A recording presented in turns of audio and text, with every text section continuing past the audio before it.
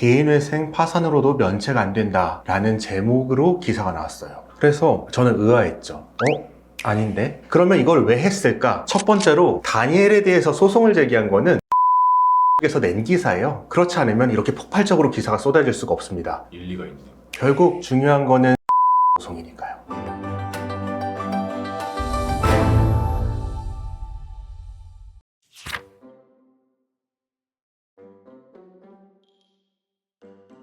예전에 말씀하셨죠. 뉴진스 팬이라고. 그렇죠. 노래 많이 들었었죠. 지금도 팬이신가요? 요새는 잘 듣고 있는 것 같지는 않아요. 뉴진스 소식은 좀 팔로우를 많이 하시겠어요? 팔로우를 딱히 하지는 않는데 저는 항상 회생이나 파산에 대한 기사를 검색을 하거든요. 최근에 뉴스 기사를 보니까 어도어에서 뉴진스 멤버 중 다니엘에 대해서는 전속계약 해지 통보를 하고 위약벌 및 손해배상 소송을 제기한다 라는 기사가 보도됐더라고요. 그런데 여기 특이한 게 뭐였냐면은 이거는 개인회생 파산으로도 면책 안 된다 라는 제목으로 기사가 나왔어요.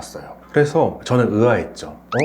아닌데? 왜냐면 제가 전에 영상 촬영할 때 나중에 회생이나 파산을 통해서 면책을 받을 수 있다라고 분명히 말씀을 드렸잖아요. 다른 어떤 사정에 있는가 하고 들어가 봤는데 좀 잘못된 정보였어요. 그래서 제가 오늘은 계약 위반과 위약벌과 개인회생 또는 파산 면책과 관련해서 설명을 좀 드리려고 해요. 참 안타까운 게 해당 기사에서도 변호사의 자문을 받은 것으로 나오는데 아무래도 이런 도산 업무를 하는 변호사가 아니다 보니까 조금 무지했던 것 같아요. 쟁점은 뭐냐면 정확히 다니엘에 대해서 어떤 사유로 계약을 해지하는지는 보도되진 않았어요. 언론에서 많이 추측하는 걸로는 다른 멤버들을 선동하고 다른 멤버들로 하여금 어도어와의 협상에서 반대편에 서도록 유도하였다. 아마도 이런 내용일 것 같습니다. 그런데 계약을 위반을 하면은 당연히 손해배상을 해야죠. 위약벌도 내야 되고요. 그 위약벌이라는 것과 손해배상의 구분이 조금 어려운데 쉽게 말해서 위약벌은 그냥 주는 거고 약속했으니까 손해가 얼마든 주는 거고요. 손해배상의 예정은 손해배상액이 얼만큼일 것으로 미리 추측을 해서 나중에 손해가 발생하면 그 기준에 따라서 손해배상액을 지급하는 것을 말합니다. 위약벌 기준으로 따졌을 때 다니엘이 부담할 금액이 약 1,000억 원 정도 된다고 해요. 굉장히 큰 금액이죠. 이 1,000억 원이라는 돈을 다니엘이 소송에서 져서 지급할 의무를 지게 된다면 이거를 개인회생이나 파산으로 면책받을 수 있을 것인가? 제가 본 기사에서 한 변호사님은 고의로 계약을 위반했기 때문에 고의의 불법행위로 인한 손해배상 채권이 돼서 면책받을 수 없다라고 말씀을 하셨어요. 완전히 잘못된 말입니다. 계약 위반이라는 것과 불법행위는 달라요. 계약을 위반했다고 해서 불법행위가 되지는 않아요. 내가 친구와 약속을 했는데 약속을 안 지킨다고 하면은 그 약속을 안 지킨 것에 대한 책임을 지는 것이지 그 자체가 불법행위가 되지는 않거든요. 그럼 불법행위란 무엇이냐? 가장 우리가 익숙하게 알고 있는 거로는 교통사고로 인한 손해배상이에요. 교통사고가 나면은 나를 친 가해자와 나 사이에는 아무런 계약관계가 없잖아요. 계약관계가 없으니까 손해배상 청구를 하는 원인으로 불법행위에 근거를 해서 청구를 하는 겁니다. 대법원도 마찬가지의 입장인데요. 계약을 고의로 위반했다고 해서 그 자체로 바로 불법행위가 되지는 않는다고 판단을 해요. 그렇기 때문에 다니엘이 계약을 고의적으로 지키지 않았다고 하더라도 다니엘의 1,000억 원 상당의 위약벌과 손해배상 채무는 면책받을 수가 있습니다. 일단 그 부분은 걱정하지 않아도 되는 거고요. 다만 특별한 경우에는 계약 위반이 불법행위로도 될 수 있다라고 했는데 이런 거예요. 서로 약속을 지킬 것으로 믿고서 예를 들어서 어떤 부동산을 A라는 사람이 B라는 사람에게 팔기로 한 거죠.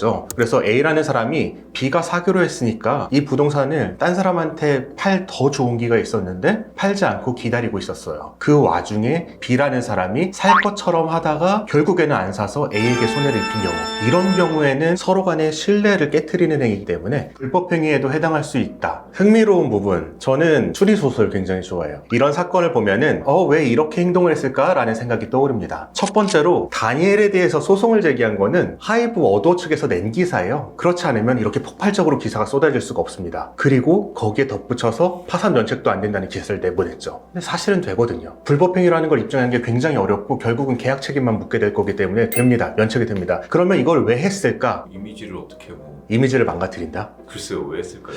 저는 이제 금전적인 관계로 파고들어서 본질을 보는데요. 결국 하이브가 금전적인 책임을 지는 부분은 딱 한 군데예요. 민희진 대표에 대해서 일정한 금액을 지급하기로 했어요. 그게 수백억 원에 달할 것으로 예상되고 있고 수천억 원이 될 수도 있고요. 이것을 지급 안 하기 위해서는 민희진 대표에게 불리한 증거가 있으면 있을수록 좋겠죠. 그러면은 다니엘을 압박해서 너 우리 말 잘 들으면은 계약 책임만 물을게. 근데 우리 말 안 들으면은 불법행위 책임까지 묻는다? 계약 책임만 물면은 너 파산해서 괜찮아질 수 있지만 불법행위 책임을 우리가 물어서 그게 법원에서 인정되면은 너는 이거 파산 면책도 못 받고 평생 월급이 압류돼. 이런 식으로 하면서 압박을 하기 위한 수단으로 저는 보입니다. 일리가 있네요. 그쵸. 저라면 그렇게 했을 것 같아요. 결국 중요한 거는 민희진 소송이니까요. 영상 끝까지 시청해주시고 구독과 좋아요, 알림 설정, 댓글 부탁드립니다. 댓글 남겨주신 분께 추첨을 통해서 이 책을 보내드리고 있으니 자세한 참여 방법은 고정 댓글을 참고해주세요.